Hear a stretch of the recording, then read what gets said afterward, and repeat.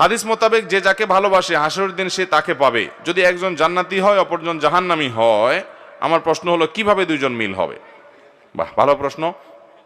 দেখুন, আলমার ও মা আমান আহাব, মানুষ যাকে ভালোবাসবে কিয়ামতের ময়দানে তার সাথে থাকবে, হাদিসে নবী সাল্লাল্লাহু আলাইহি ওয়াসাল্লাম বলেছেন।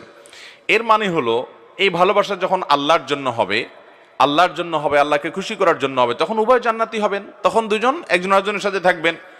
আর যদি ভালোবাসাটা আল্লাহর জন্য না হয়, দুইজন আল্লাহওয়ালা না হয়, তাহলে সেক্ষেত্রে এই হাদিস প্রযোজ্য না। এই হাদিসের উদ্দেশ্যই হলো কোনো মানুষ যদি একে অন্যকে আল্লাহর জন্য ভালোবাসে, তার মানে দুজনেই নেককার, তাহলে তারা দুজনেই জান্নাতে থাকবে পরস্পর পরস্পরের সাথে।